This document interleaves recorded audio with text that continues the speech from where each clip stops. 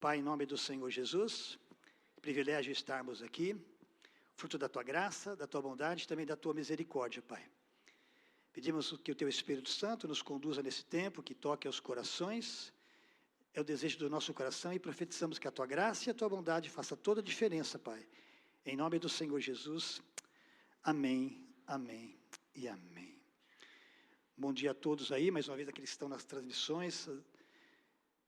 Bom estarmos juntos, você que está na sua casa, não pôde vir, amamos muito você, que você receba o poder e a graça e o nosso abraço por estarmos juntos nesta manhã. O livro de Atos, a gente fala Atos dos Apóstolos, mas eu poderia, assim, respeitosamente, falando que seriam Atos do Espírito Santo, né? Eu diria assim, tem Mateus, Marcos, Lucas, João, são os evangelhos. Eu poderia dizer assim, com todo temor e respeito, que seriam o Evangelho do Espírito Santo. Poderíamos assim pensar, né? Ele continuando sendo escrito nos dias de hoje. Então, esse é um livro que eu penso que ele está sendo escrito nos dias de hoje. Você crê nisso? Porque os atos do Espírito Santo continuam até hoje, até ontem foi um tempo maravilhoso de adoração, e hoje maravilhoso está sendo também. E o tema do nosso encontro hoje, você que gosta de anotar, é um dos possíveis temas, o Evangelho da Graça é para todos. Pode repetir? O Evangelho da Graça é para todos. Lembra a linha do tempo? O texto que nós vamos usar hoje, a base, uma delas está centrado no livro de Atos, no capítulo 10, que também há 2 domingos atrás o pastor César fez uma explanação maravilhosa, foi tremendo, e a gente vai dar continuidade e destacar mais algumas verdades, é um texto muito rico. Mas na linha do tempo, preste atenção. Então nós temos aqui o dia de Pentecostes, relatados em Atos 2, isso estima, o ano estimado lá para o ano 30, o martírio de Estevão em Atos 7, estimado no ano 33, a conversão de Saulo, relatada em Atos 9, estimada no ano 34. Paulo em Jerusalém com Barnabé, após viver em Damasco e na Arábia, relatados nos textos ali, aproximadamente no ano 38. E Pedro visita a casa de Cornélio em Atos 10, estimado no ano 39. Preste atenção. Hoje nós estamos que ano? 2025. Como o Espírito Santo de Deus continua falando, eu queria fazer um exercício com você aqui. Por exemplo, aqui está o evento, certo? Que aconteceu. Eu queria que você pensasse, hoje, em 2025, o que é que você quer que o Espírito Santo faça na sua vida?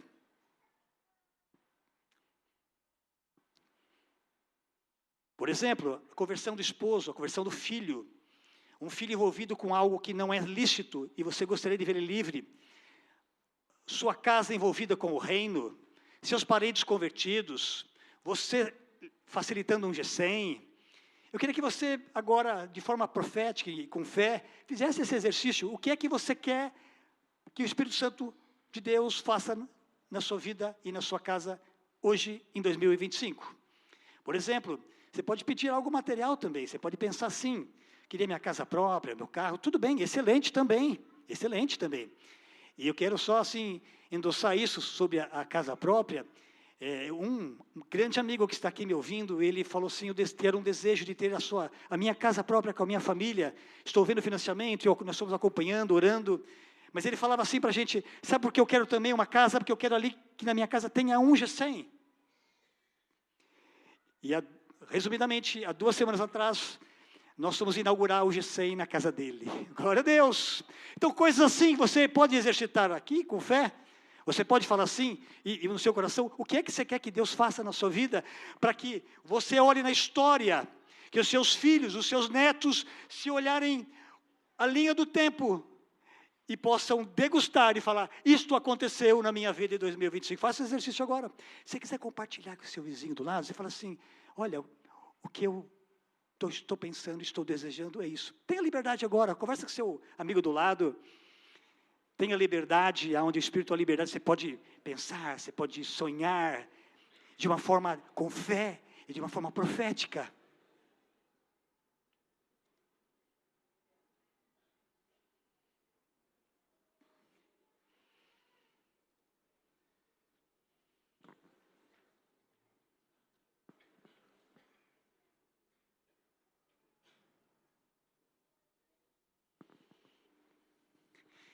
E aí, conseguiu falar? Compartilhou?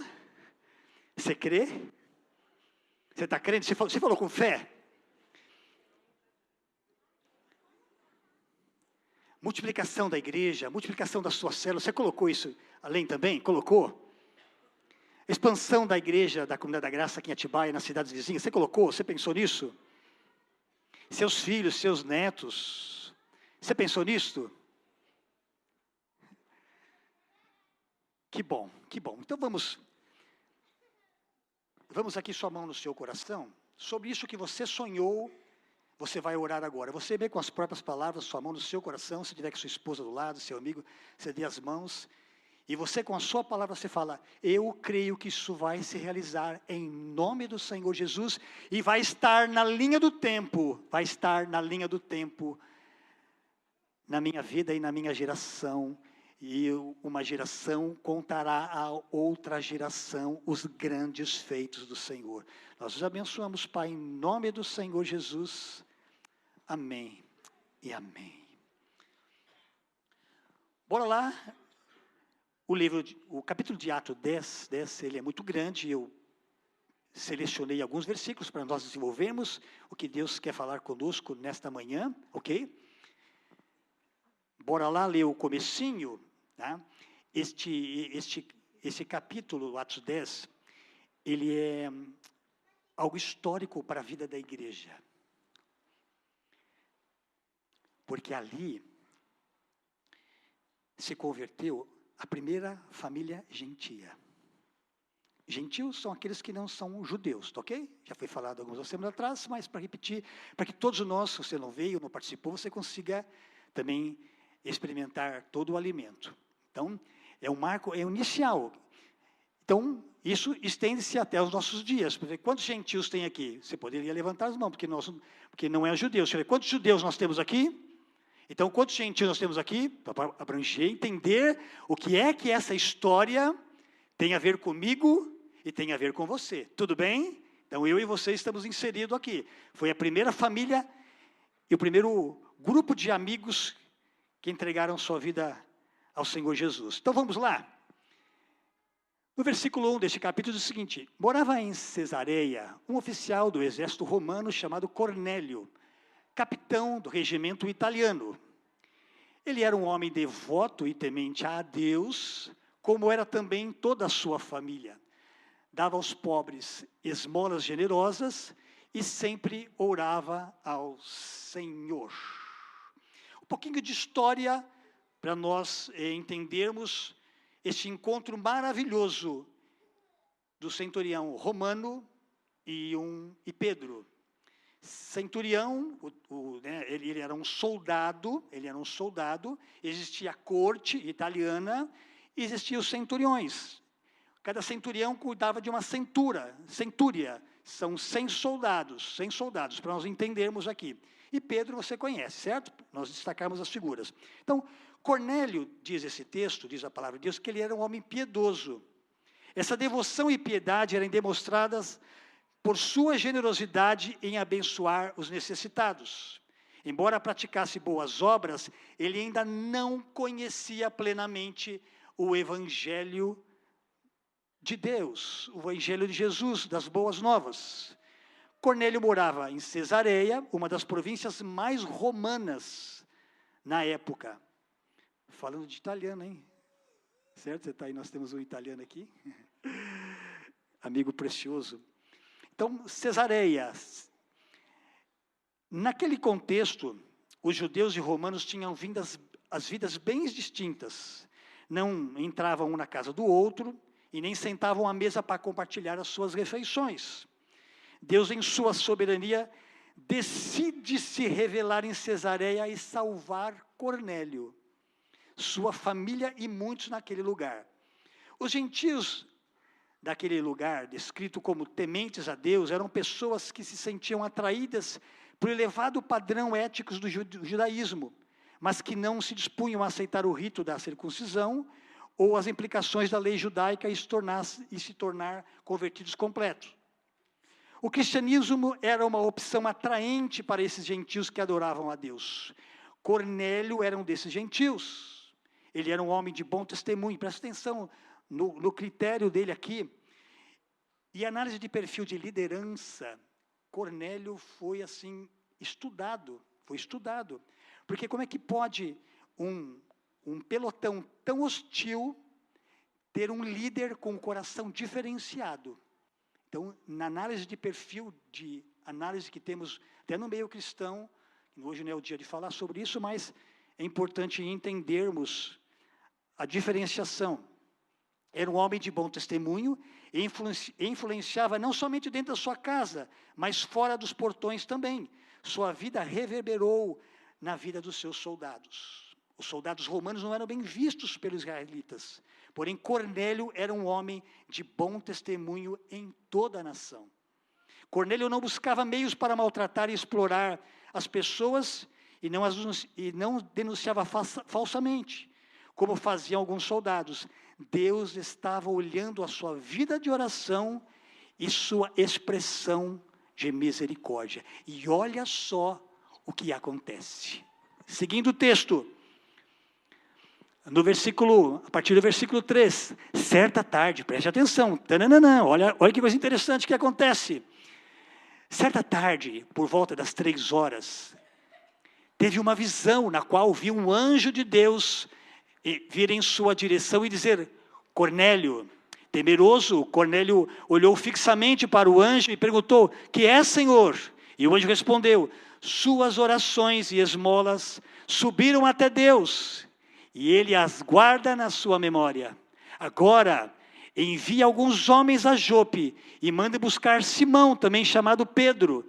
Ele está hospedado com Simão, um homem que trabalha com couro e mora à beira do mar. Olha que interessante aqui, preste atenção. Ele estava num tempo de oração. E quando o anjo, porta-voz de Deus, vem falar com ele, ele imediatamente fala: que é, Senhor? Ele já sabia que era Deus que ia falar com ele. Ele já estava focado em saber que Deus queria falar com ele. E ele já responde logo de imediato: que é, Senhor? Que é, Senhor? Que é, Senhor? E o anjo respondeu: suas orações e esmolas subiram até Deus e Ele as guarda na memória. Quando chegou esse ponto aqui, eu estudando, olhando e refletindo, eu fiquei pensando em mim, fazendo uma autoavaliação. O que é que Deus guarda de memória referente à minha ação, à minha vida? E eu queria dividir essa responsabilidade, essa reflexão com você. O que é que Deus tem guardado de memória a mim e a seu respeito? Você pode pensar alguns segundos sobre isso? O que é que Ele tem de memória sobre mim e sobre você nas atitudes que nós estamos tendo ao longo do nosso viver? Isso já começou a me confrontar. E que belo também, ao mesmo tempo que se confronta, você vê que beleza, que nós somos a menina dos olhos de Deus. Ele armazena as nossas atitudes, o nosso estilo de vida. Ele as tem na memória. Isso não traz alegria também? Traz tremor, mas também traz alegria. Que é a mesma forma que estou aqui hoje, estou com muito temor, mas com muita alegria de poder ser um porta-voz. Agradecer ao convite do pastor César, por nós estarmos aqui hoje nessa manhã, toda a liderança. Que privilégio! Então sabe que memória Ele tem a mim e a você. E agora, o anjo fala, agora, a trama de Deus, o cuidado de Deus em vendo a sede dele, e Deus bola um encontro espetacular. Agora envia alguns homens a Jope e manda buscar Simão, também chamado Pedro. Ele está hospedado com Simão, um homem que trabalha com couro e mora à beira do mar. O que é que motivou Deus a bolar esse plano e esse encontro maravilhoso com Pedro? O temor que ele tinha de Deus e a sua generosidade. Aqui no texto fala esmolas, então a gente pode pensar assim, então eu vou dar esmolas, está resolvido. Mas o que Deus estava olhando aqui era o coração dele. Ele estava olhando o coração, e Deus estava analisando, e tendo na memória, viu a intenção do coração de Cornélio. Como foi falado alguns dias atrás, é um texto que nós usamos para a oferta, no ofertório, a oferta da viúva pobre. O que foi avaliado ali não foi a quantidade, ela deu muito pouco em relação aos demais, mas Jesus fez a observação, ela deu o melhor que tinha, não foi de sobra, ela deu talvez a quantidade menor que tinha, poucas moedas, mas o que Deus olhou foi o coração. Você pode repetir comigo? O que Deus olha é o coração. É o coração que Deus está olhando. É o Deus está olhando o coração. E continua o plano. Enquanto os homens estavam indo para Jope, Pedro, perto da hora do almoço, teve fome. Retirou-se para o terraço a fim de orar até que a refeição fosse preparada. No momento em que ele orava, sobreveio a ele um arrebatamento de sentidos. Então Deus está trabalhando com Cornélio. E para bolar o plano desse encontro, está trabalhando agora com Pedro. Que encontro maravilhoso que Deus está bolando, um plano maravilhoso, que Ele também faz comigo e com você. Mas preste atenção aqui, com Pedro aqui, a atitude dele. Que horas que Deus queria falar com ele, foi na hora que ele estava com fome. Ai. Deixa eu falar com os homens aqui. Será que na hora que eu e você estamos com fome, Deus pode falar comigo e com você? Mulheres também, mas vamos pegar só pesadinho com os homens aqui. Deve ter mulheres assim também, mas espera aí, vamos só falar com os homens aqui. Quantos homens tem aqui? Deixa eu ver. Fica com a mão levantada. Será que na hora que eu e você estamos com fome, Deus pode falar comigo e com você? Pode? Olha só, não, estou com muita fome, depois fala comigo, Senhor, depois, porque o almoço está tão gostoso, está tão cheiroso, fala comigo agora não, hein? É só um ponto de, não, pode abaixar as mãos, temos que ficar aí, né? Pode abaixar as mãos. Mas se prepare, se Deus quiser falar com você, na hora daquele cheirinho de churrasco, será que Ele pode falar ou não?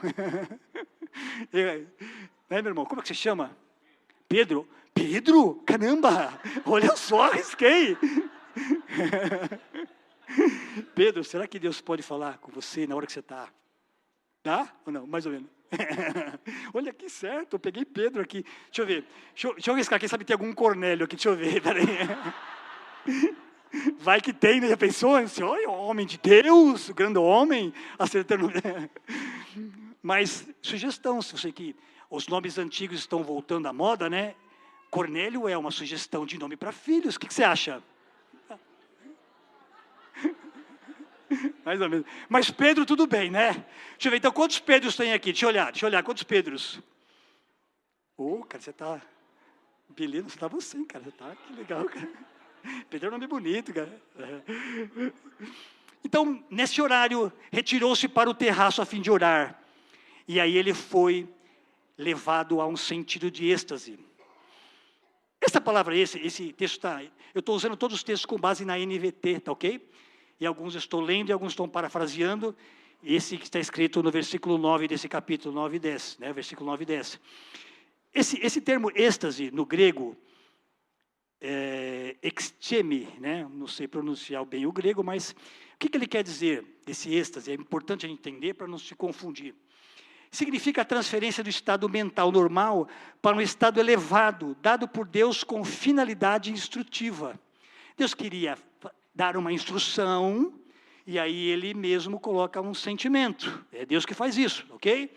Para não confundir com mero emocionalismo. Ele faz parte da vida, mas não é nesse caso.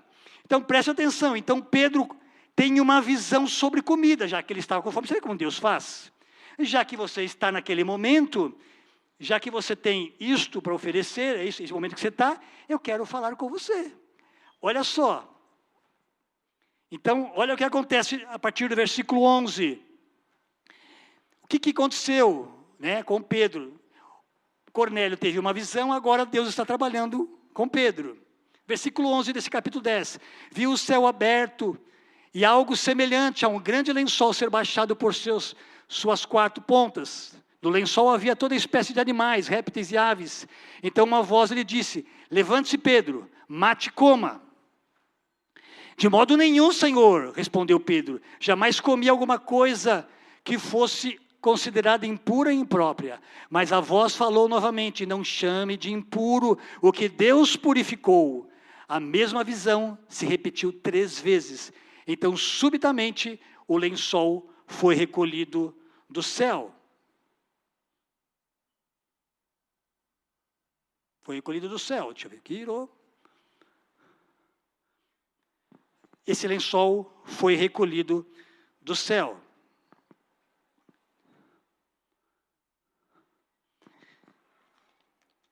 Precisamos entender aqui um pouco dos costumes da época. Dos costumes dos primeiros judeus, dos primeiros séculos dos judeus. Existiam as leis judaicas morais e as leis cerimoniais. O povo de Deus era um povo separado e eles se alimentavam de forma separada também. As leis cerimoniais exigiam que os judeus não comessem certos tipos de animais por serem considerados impuros. Para Pedro, aquela visão ia contra os preceitos que os judeus praticavam. Ele achava que se comesse aqueles animais, eles se tornariam impuros. Mas preste atenção, a partir do versículo 19 agora. Mas enquanto Pedro ainda refletia sobre essa visão, o Espírito Santo lhe disse: 3 homens vieram procurar você. Levante-se, desça e vai encontrar-se com eles. Não hesite em acompanhá-los, pois eu os enviei. Olha agora o plano para o lado de Pedro. Para o lado de Pedro. Foi o Senhor quem enviou. Então, os homens chegam e explicam a Pedro quem era Cornélio. E dá o currículo dele de novo. Que era um homem respeitado entre os judeus, está isso no versículo 22.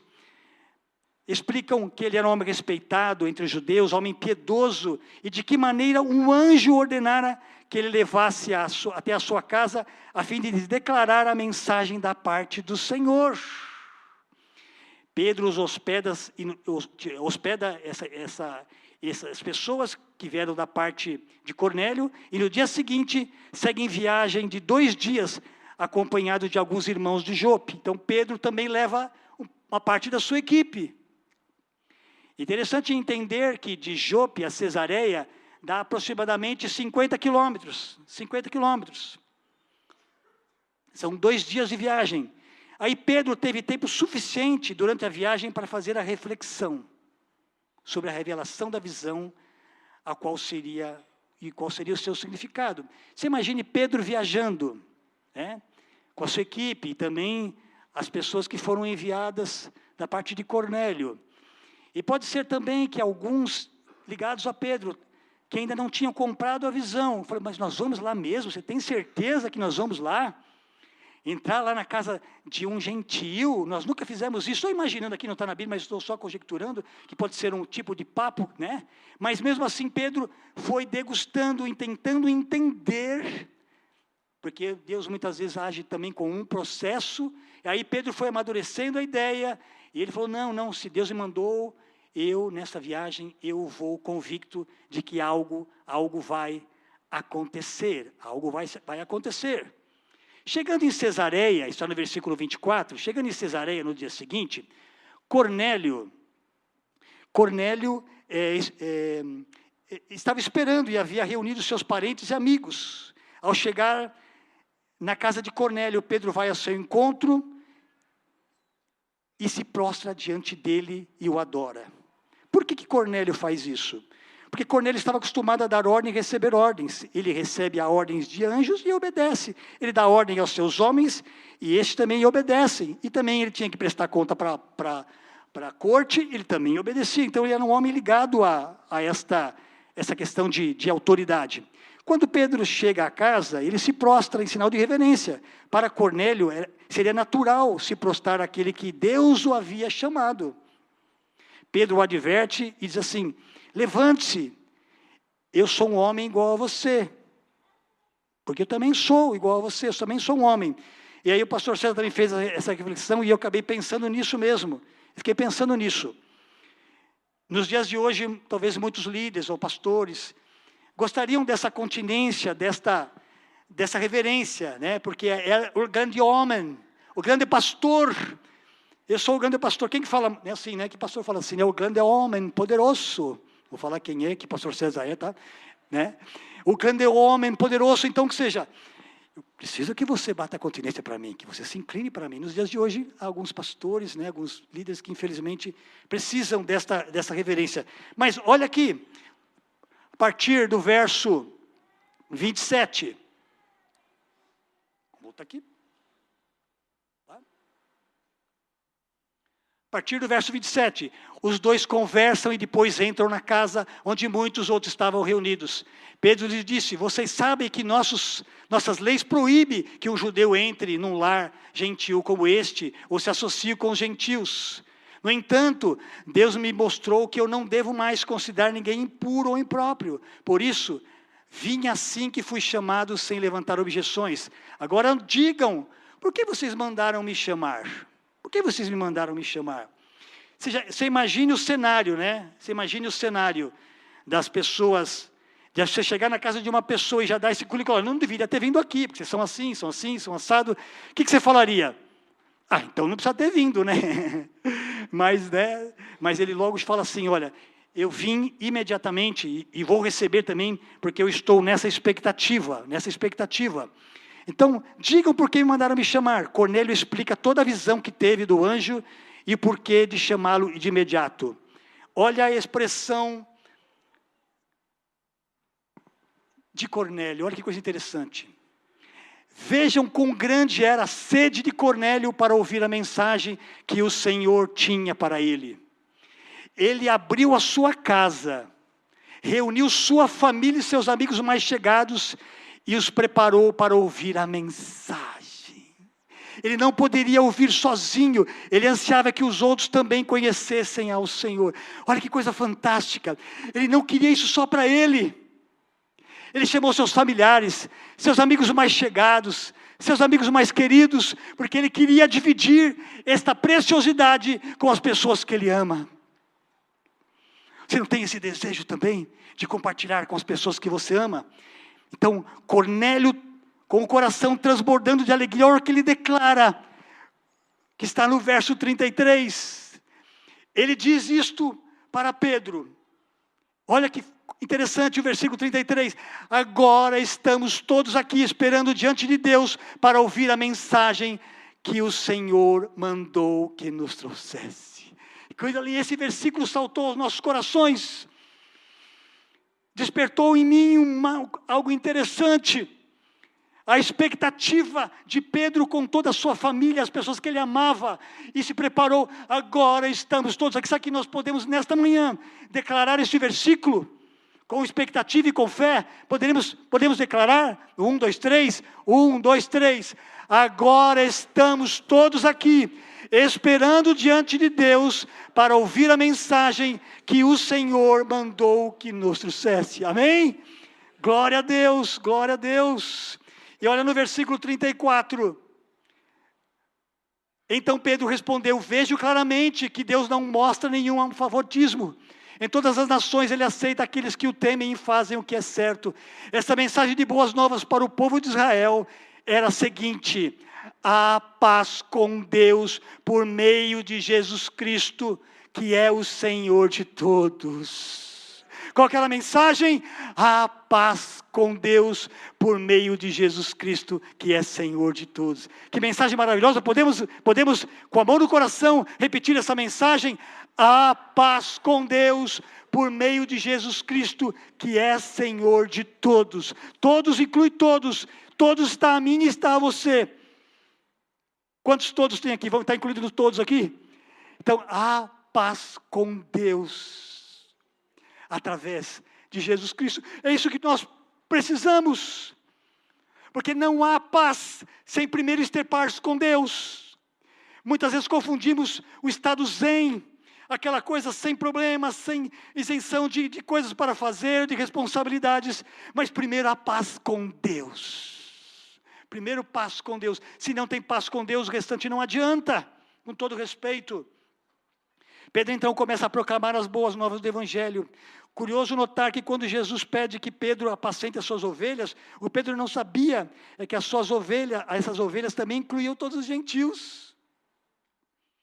Lembra de Pedro? Negou Jesus 3 vezes, então ama. Eu sei porque que Jesus teve que falar com Pedro 3 vezes, né? Será que precisava desenhar para ele, né? Ou precisava, né? E aqui também, de novo, Deus fala com ele 3 vezes. Pensei também, porque no idioma da época, né? A repetição de 3 vezes é equivalente ao nosso superlativo. Quando fala Deus Santíssimo, é santo, santo, santo.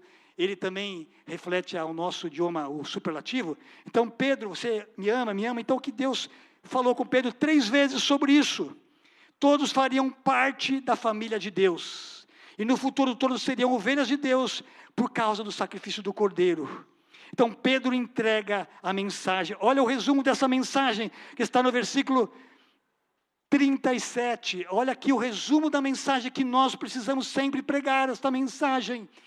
Você sabe o que aconteceu? Então Pedro começou a pregar essa mensagem. Você sabe o que aconteceu em toda a Judéia, começando na Galileia, depois do batismo que João proclamou. João proclamou o batismo, ele declarava, olha, eu vou batizar com água, mas virá um que vai batizar com o fogo do Espírito Santo. E ele vem falando sobre arrependimento. Sabe também que Deus ungiu Jesus de Nazaré com o Espírito Santo e com poder. A pessoa mais importante agora era Jesus. Ele estava começando a apresentar Jesus. Apresentou o batismo de João, o arrependimento e agora a pessoa de Jesus. Isso sempre deve ser pregado. Olha o resultado que acontece com essa pregação, esse encontro maravilhoso. Então Jesus foi por toda parte fazendo bem, ele foi falando de Jesus, foi curando a todos os oprimidos pelo diabo, porque Deus estava com ele. No próximo versículo, vocês sabem, 2, e nós somos testemunhas disto, nós somos, é o que diz respeito a mim e a você.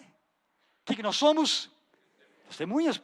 Definição de testemunha é aquele que viu e experimentou. Nós somos testemunhas desse poder, desta graça, de tudo que ele fez em toda a Judéia, em Jerusalém, e onde o mataram. Aí começou a falar da morte de Jesus. Segredo da pregação, a morte de Cristo. Sentada na cruz, não há vida cristã sem ser centrado na morte e na ressurreição de Jesus. Essa é a base da nossa teologia. Penduraram na cruz, mas Deus o ressuscitou. Ponto-chave da nossa pregação, ele morreu, mas também ele ressuscitou. Você pode declarar, ele morreu, mas ele ressuscitou. Esta é a base da nossa teologia, do nosso estilo de vida. E permitiu que ele fosse visto, não por todo o povo, mas por nós, que fomos escolhidos por Deus de antemão, para sermos suas testemunhas. Nós fomos os que comemos e bebemos com ele, depois que ele ressuscitou dos mortos. E ele nos mandou anunciar a sua mensagem em toda parte. Eu estou fazendo isso com você, privilégio primeiro pregando a mim, é dando sequência nisso, falar das boas novas. Ele nos mandou anunciar sua mensagem em toda parte, testemunhar que Deus o designou juiz dos vivos e dos mortos. E a respeito dele, que todos os profetas dão testemunho dizendo que todo o que nele crê, receberá o perdão dos seus pecados por meio do seu nome. Glória a Deus! Glória a Deus! Esse é o trecho da pregação, morte e ressurreição. Agora preste atenção o que é que aconteceu exatamente neste ponto.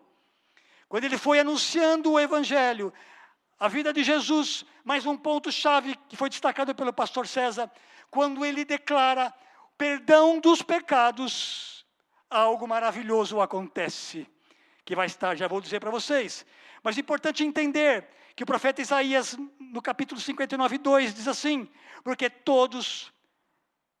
os vossos pecados fazem separação entre vós e o vosso Deus. Olha a importância do perdão dos pecados. E também Romanos 3:23, porque todos pecaram e destituídos estão da glória de Deus. Este é o ponto-chave, o que nos faz separação entre nós e Deus é o nosso pecado, é o pecado. Então, quando Pedro prega E nesse ponto, ele diz e declara que os nossos pecados estão perdoados. Olha o que acontece. Enquanto Pedro ainda falava, o Espírito Santo desceu sobre todos aqueles que ouviram a mensagem. Os discípulos judeus que acompanhavam Pedro ficaram admirados que o dom do Espírito Santo também fosse derramado sobre os gentios, pois ouviram falar em outras línguas e louvar a Deus. Glória a Deus! Glória a Deus! Glória a Deus! Glória a Deus! E no próximo ponto, nos últimos versículos, olha que Pedro perguntou: pode alguém se opor a que eles sejam batizados agora, que como nós também receberam o Espírito Santo? Então ordenou que fossem batizados em nome de Jesus Cristo. Depois pediram para Pedro ficar mais com eles. Preste atenção, o que aprendemos, o que é que isso vai contribuir com a nossa missão de testemunharmos e sermos discípulos de Jesus. Olha os pontos rapidamente passando aqui, dentro dessa história, desse encontro maravilhoso, o que é que nós tiramos de lição para os nossos dias hoje? Deus está agindo nos corações antes de nós mesmos. Cornélio era um homem piedoso a Deus, mesmo não conhecendo as boas obras da salvação. Deus responde à sua busca. Deus responde à sua busca. Deus vai despertando os corações. Importante entendermos como é que o coração de Deus funciona. Gradativamente a gente vai aprendendo. Tivemos uma série alguns anos atrás, os cultos de segunda-feira, que eu tive o privilégio de falar muitas vezes quem era Deus, ensinar como aprendemos e nos relacionamos com Deus e conhecemos o coração de Deus gradativamente. Preste atenção, nós entendemos como é que Deus vai agindo. 1 João 4,19 diz: nós amamos a Deus porque Ele nos amou primeiro. Quantos amam a Deus aqui? Mas quero declarar que Ele vai agindo antes. Ele vai dizer para você: olha, eu amo você, você me ama sim, mas eu te amei primeiro. Nós amamos a Deus porque Ele nos amou primeiro. Em 2 Coríntios 9,10, quando nós pensamos em semear, usando esse texto para semear, mas assim, aquele que dá semente é que semeia. Quando você vai semear, tanto no plantio quanto na vida, nas suas ações, Ele já está dando a semente para você. Deus sempre chega na frente. Deus sempre chega na frente. Efésios 2,10, é Ele que prepara as boas obras para nós praticarmos. Nós praticamos as boas obras, mas por causa de Jesus, porque Ele já preparou. Deus sempre chega antes. Deus sempre chega antes. Em Romanos 11,36, que declara maravilhosamente: dele, por Ele e para Ele são todas as coisas. Glórias, pois, eternamente sejam dadas a Ele. E ontem, maravilhosamente, o pastor Gustavo citou esse texto, precisei incluir aqui, de 2 Pedro 1. Até a vida de devoção que nós temos a Ele, é Ele quem prepara. Se nós estamos aqui, porque Ele preparou que você estivesse aqui. Não foi por suas forças próprias. Você teve a iniciativa? Teve, mas Ele já preparou para que você estivesse aqui nesta manhã, para ouvir o amor dEle e a graça dEle sobre a sua vida e sobre a sua família. Filipenses 2,13 diz o seguinte: é Ele quem efetua em nós tanto o querer e o efetuar segundo a sua boa vontade. É Ele quem vai operando nos nossos corações. Por isso que o temor a Deus e nosso estilo de vida facilita o processo, porque Ele quer operar na minha e na sua vida. Então, Ele quer sempre fazer o primeiro. Ele sempre está no primeiro. Deus está sempre agindo nos corações. Agora, o nosso papel aqui, seu simples convite pode mudar destinos e transformá-los em destinos eternos com Deus. Ele prepara. E dentro desse contexto, dessa comunidade maravilhosa, um simples convite da minha e da sua parte pode fazer toda a diferença. Pessoas que estavam sem identidade e sem um destino, passam a ganhar uma identidade, um destino com Deus, por causa do meu e do seu convite. Não é algo maravilhoso? Não é algo maravilhoso? Identidade e destino. Fale do amor de Jesus a um amigo, convide-o para uma célula, ou para a igreja, no culto coletivo. Às vezes as pessoas têm resistência, né, em vir para um culto coletivo, num prédio chamado igreja. Nós podemos fazer a diferença para uma pessoa. Precisamos ter compaixão. Eu lembro como Deus preparou não vou testemunhar aqui a minha vida, que o testemunho foi maravilhoso, outra vez faço isso, já fiz em outras oportunidades, mas muito interessante, quando nós, recém-casados, consagramos nossa vida, nosso casamento para o Senhor, nos primeiros dias de casamento, nós morávamos num conjunto habitacional com vários prédios, e uma senhora bateu a porta da nossa casa, e eu a atendi, e ela veio, entre aspas, errado, no endereço errado, ela perguntou, é aqui que dá passe? Eu falei para ela, não, aqui nós fazemos o gol. Não, desculpa, não falei isso. Ela caiu no endereço errado, mas o endereço era certo. Falei, qual é a sua necessidade? Parafraseando, descontraindo aqui. Que gol a senhora quer que marque? E aí ela falou, estou passando um momento assim, assado, e tal. Eu falei, eu posso orar pela senhora? Eu orei por ela. E ela foi abençoada, e depois nos encontramos no condomínio, e falou, Deus resolveu a situação. Deus promove o encontro. Ele está agindo antes de mim e de você. Que tranquilidade para nós cumprirmos a missão. É que Ele já preparou. Isso não é maravilhoso? Porque Ele já vai preparando. Ele vai preparando nos nossos corações. O exemplo maravilhoso, o testemunho da Karine e do Fábio, com a pastora Najara. Que exemplo maravilhoso de ser acolhido. Está com dor de cabeça? Entra aqui na minha casa. Entra aqui na minha casa. Usa aqui meu aposento, meu colchão. Usa aqui minha casa, minhas dependências, o que tenho para cultuar a Deus. Não vou repetir o testemunho, isso é de coisa maravilhosa, né? Mas um simples convite muda um destino. E nos aproxima de Deus. Resumidamente, hoje, Karina é uma supervisora de GECEM, uma coordenadora de GECEM. Najara e Edson são pastores. Deus foi preparando. Quando comecei também com o GECEM, eu jamais imaginava. O GECEM foi crescendo e nós, desesperados, éramos facilitadores aqui, lideramos o GECEM durante muitos anos. E muitas pessoas chegando. Mas foi maravilhoso, resumidamente aqui. Eu não tinha a noção que dali sairiam pastores, líderes da igreja que estão esparramados, graças a Deus, quando me testemunharam ao longo da história. Eles falaram, olha pastor, estou aqui, tal. E hoje eu tenho o privilégio de ter uma função pastoral. Mas eu não sabia, mas Deus havia preparado. Deus estava preparando algo maravilhoso para nós estarmos aqui nesta manhã.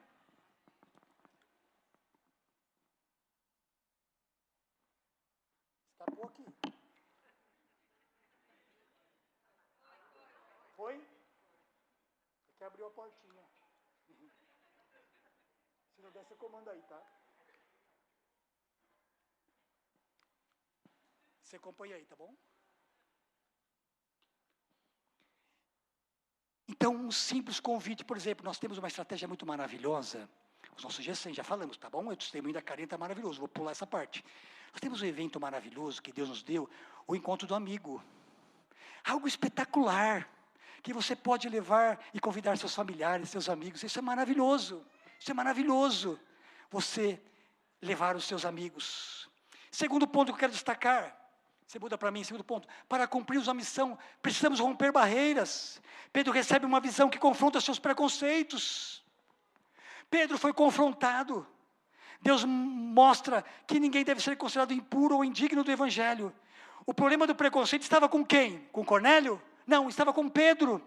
Olha quem é Pedro, o gabarito de Pedro, chamado Papa da igreja, estava com preconceito. Andou com Jesus, mas estava com preconceito. Quero dizer que talvez eu e você estejamos vivendo preconceitos. Então Pedro é chamado a Cornélio, a casa de Cornélio. Olha como Deus foi preparando alguns detalhes que eu vou passar rapidamente aqui. Ele ficou hospedado aonde? Na casa de curtidor de couros, que na época era proibido para um judeu tocar em animal morto. Olha que coisa interessante. Deus já havia preparado muitos detalhes, esse texto é muito rico. Deus estava querendo mostrar a Pedro que o conceito de pureza ia muito além dos animais impuros. A visão que Pedro tem é para abrir as portas para os gentios que chegou até nós aqui. Interessante. A missão de fazer discípulos implica em romper preconceitos. Exige de nós uma abertura, uma humildade, uma disposição de caminhar com o diferente. Onde o evangelho de paz chega, os preconceitos caem por terra. Glória a Deus. Não há barreira cultural. Eu fiquei pensando assim, o que pode ser uma barreira para nós hoje, que nós precisamos vencer? Eu fiquei pensando, algumas nós falamos, o pastor César falou, há 2 semanas atrás, uma pessoa tatuada vinha na igreja, vou repetir, porque talvez você não tivesse participado, mas é importante a repetição aqui, para que você que está vindo hoje, ouvindo pela primeira vez essa palavra, ou o que está sendo gravado, talvez uma pessoa tatuagem, mas vinha alguém tatuado aqui na igreja? Que isto? Como é que pode? O que mais? Entrou de boné na igreja, deixa eu ver, quantos estão de boné aqui, deixa eu ver. Ih, agora fica, aí, deixa eu ver, eu vi ali também, tranquilo, você é bem-vindo. Mas talvez, como pode vir de boné na igreja? Aqui é a casa de Deus, tranquilo, talvez um preconceito, talvez uma doutrina. O que mais tem pegado hoje nos nossos dias, a sua doutrina não é igual à minha, a sua religião não é igual à minha, o seu credo não bate com o meu. E precisamos vencer esse preconceito, porque Deus tem um propósito para que todos sejam alcançados. Glória a Deus, glória a Deus. Terceiro ponto, a mensagem do Evangelho precisa ser pregada, a mensagem do Evangelho da graça é para ser pregada a todos. Pedro pregou o Evangelho com clareza. Esses pontos que eu declarei para vocês, do versículo 37 em diante, e integralmente, o resultado, todos creram e foram salvos. O Espírito Santo de Deus foi derramado sobre todos que ouviam. Porque um anjo, a pergunta aqui, por que um anjo então não pregou? Por que um anjo então não pregou? Porque a pregação do Evangelho é para a igreja. É para mim e para você. Porque o anjo podia fazer tudo, não é verdade? Já que veio da parte de Deus. Mas você vê como que Deus dá essa parte privilegiada? Porque os anjos gostariam de ter esse privilégio. Os anjos desejavam isso. Deixa a gente fazer, Deus. Não. Deus permitiu e deu a mim e a você essa missão. Qual é a nossa missão? De proclamar, de evangelizar. Estamos na terra como agentes de Deus, como filhos amados, nós somos agentes de Deus para propagar estas verdades. Assim como Pedro aprendeu que Deus aceita todos, somos chamados a levar o Evangelho a todas as pessoas, culturas e contexto. O poder do Evangelho da graça é para todos. Apocalipse 5, 9 e 10 diz, Cristo morreu e comprou com o seu sangue os que procedem de toda tribo, língua, povo e nação. Glória a Deus, glória a Deus, glória a Deus, glória a Deus. O discipulado, ou seja, tornar uma pessoa seguidora de Jesus, ou ser parecido com Jesus, começa com a proclamação do Evangelho, mas continua depois com o ensino e com a caminhada com Jesus. No versículo 48 ele faz uma abordagem, olha que interessante. Eles pediram, Pedro, fica mais um pouco. Foi uma experiência tão maravilhosa. Pedro não vai embora agora. Fala mais para a gente deste amor, deste Jesus, dessa vida maravilhosa. Pode ver, está no texto do versículo 48, no finalzinho, ele fala assim, fica mais com a gente. Você não pode ir embora ainda. Está sendo tão transformadora esta realidade, que eu quero que você fique um pouco mais. E eu tomo a liberdade de pegar esse texto e pôr na nossa prática de igreja, que seria a jornada com Cristo, que é o tema que estamos usando agora no nosso treinamento. Eles pedem para Pedro, fala um pouco mais. Eu quero conhecer esse Jesus. Eu quero amar esse Jesus. E eu quero obedecer esse Jesus. Esse versículo 48 diz respeito a mim e a você. Fala mais, Jesus. Isso está sendo tão transformador. Eu quero mais. Eu preciso mais disso. Minha família precisa. Meus amigos queridos precisam. Eu tive uma experiência de gestão maravilhosa. Um dos pastores, o pastor César, pregou e desafiou alguns meses atrás, e nós oramos para algumas pessoas que você gostaria de ver no reino. E eu fiz esse exercício como fiz lá quando comecei a facilitar, sempre faço, mas fiz com muita ênfase quando começamos a facilitar. O GSM cresceu muito fruto disso, dessa definição. E eu coloquei 2 nomes de pessoas no meio dos cultos. Falei assim, olha, sabe aquela pessoa, aquele lojista que eu estou em contato com ele? São tão preciosos, e Deus me levou a orar por ele. E aí ele está vindo com a gente aqui, glória a Deus. Tem um que está por vir também, glória a Deus. Ele pode todas as coisas. Precisamos nós fazermos os convites, porque ele já preparou. E o último ponto aqui, o que precisa? A obediência ao Espírito Santo. Pedro foi desafiado a sair da zona de conforto por meio da direção do Espírito de Deus. Para cumprirmos a missão, a grande comissão, também precisamos estar sensíveis à voz do Espírito Santo, mesmo quando nos leva a lugares e pessoas inesperadas. Pedro obedeceu mesmo sem compreender totalmente a mensagem. E o desafio, e o resultado foi salvação e transformação. O ministério da reconciliação foi dado a nós para alcançarmos todas as pessoas.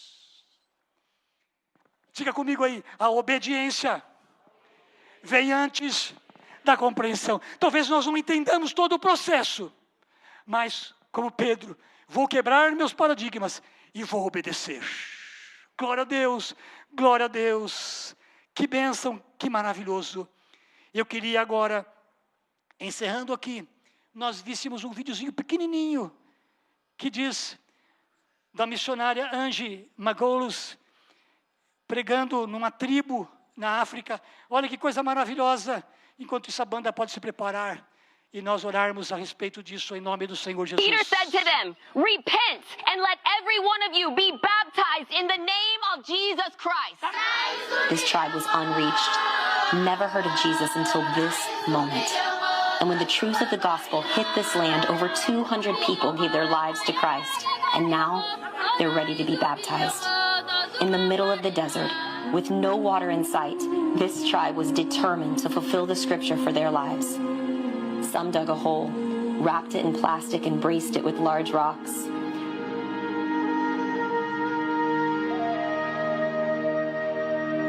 And then many others walked for miles and miles to the nearest well to find water. This well was only about ankle deep, so it took them over 2 days to fetch water to fill the hole where they would be baptized.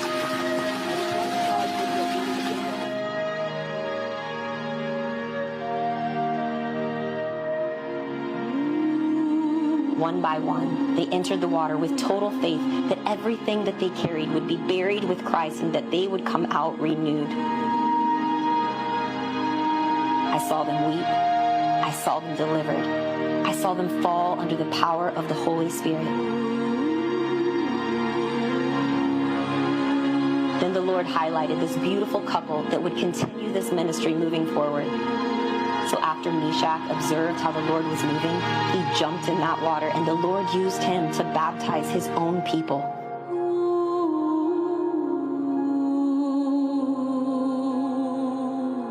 The next was his wife, Carolyn. She was so nervous at first, but so eager to be used by God in a powerful way.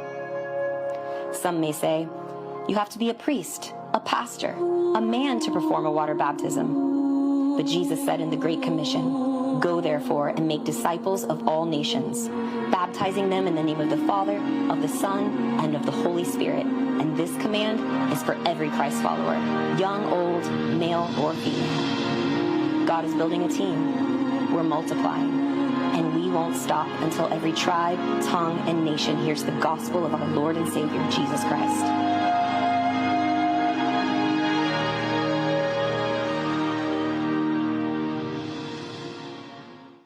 Vamos aplaudir ao Senhor Jesus. Glória a Deus, glória a Deus. Algo muito simples, mas poderoso. Vamos ficar em pé. Deus está formando um time. Quantos fazem parte desse time? Quantos querem começar a fazer parte desse time? Mas enquanto eu preparava, e um ponto importante, eu estava pedindo, Espírito Santo, o que é para fazer no final? Qual é a oração? E nesse exato momento, eu recebi uma mensagem do nosso pastor César, falou, está tudo bem aí e tal. Deus te abençoe na pregação da palavra. E justamente nesse ponto, como é gostoso trabalhar em equipe, né? Que gosto muito disso, amo trabalhar em equipe. E aí, neste ponto, Deus colocando, tinha colocado algumas coisas, mas Ele foi colocando algumas coisas no meu coração, para nós encerrarmos orando aqui, inclusive vou chamá-lo para fazer essa oração. Há muitas pessoas que estão feridas pelos preconceitos, pelo problema da religiosidade, sofreram, não estão dando os frutos, porque sofreram chacotas, sofreram pressões, sofreram abusos, por processos religiosos. Há muitos solitários também, pessoas solitárias, mesmo no meio da coletividade, mas solitário, sentem-se sozinhos, sofrendo preconceitos, mas há paz com Deus, através de Jesus Cristo. Pessoas com falta de paz, tentando fazer tudo para tentar ter a paz, sabe? Uma casa nova, um carro novo, tudo isso é muito bom. Como ontem a Gabi, com todo respeito, futura pastora Gabi, nos falou assim: nós estamos adorando a adoração, mas nós devemos adorar ao Rei dos Reis, Senhor dos Senhores. E nós somos chamados para levar outros à mesa do Pai e os seus amigos.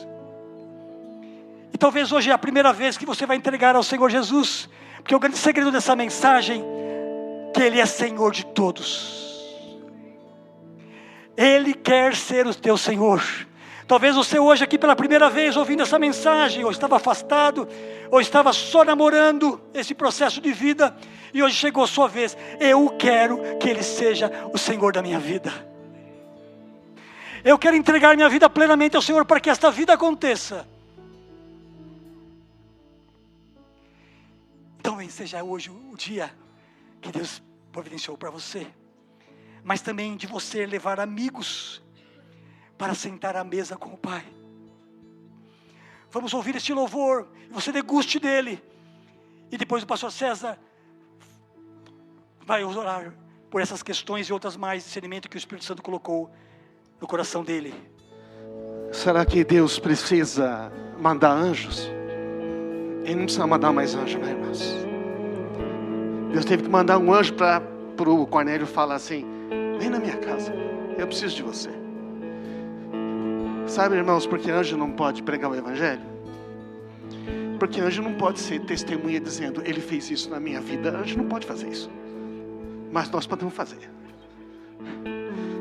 Sabe que anjo não pode pregar o evangelho? Porque anjo não pode convidar para casa, ele não tem casa. Se ele convidar, você vai ter que morar lá na casa celestial. Mas você pode. Anjo não entende a dor humana, mas a gente entende. Sabe quem mais entende? Aquele que se fez carne e habitou no nosso meio. Amém? Está esperando. Tem muita gente esperando só um convite, né, Edson? Está esperando o seu convite, o seu abraço. Você abrir a sua casa e falou: vem na minha casa. Ou então você vai dizer: eu posso ir na sua casa? Nós somos todos chamados, amém? Você quer responder a isso, não? Você que está numa célula, seria tão bom se você também pudesse um dia querer ter uma célula na sua casa. Você não gostaria? A gente prepara você, né? A gente tem curso, a gente treina você. Tem muita gente precisando. Você conhece alguém que está precisando? Quantos conhecem pelo menos um que está precisando? Agora a gente vai mencionar o nome dele. Só que você não pode fazer isso se você não falar para Jesus: olha, eu vou fazer um convite. Ou mandar uma mensagem pelo menos, né? Tem tantas pessoas esperando somente um eu me importo com você, amém?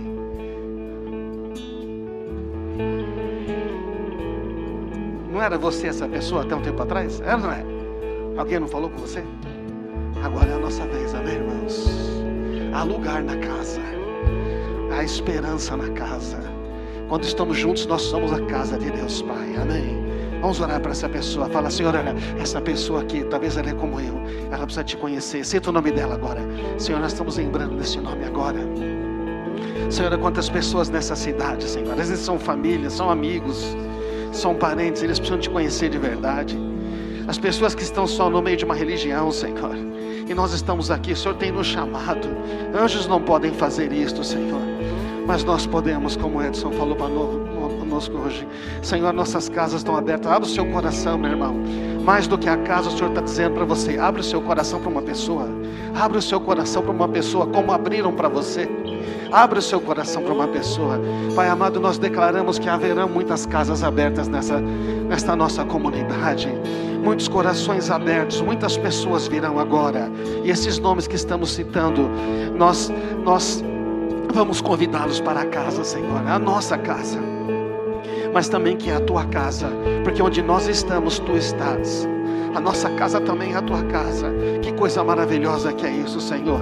Oh, muito obrigado por isso, Jesus. Alcança essas pessoas. Há muito lugar na casa, há muito lugar na mesa, e nós somos aqueles que vamos chamar estas pessoas. Glória a ti, Jesus. Glória a ti, Jesus. Vamos aplaudir a Ele, irmãos. Vamos já dar graças a Jesus.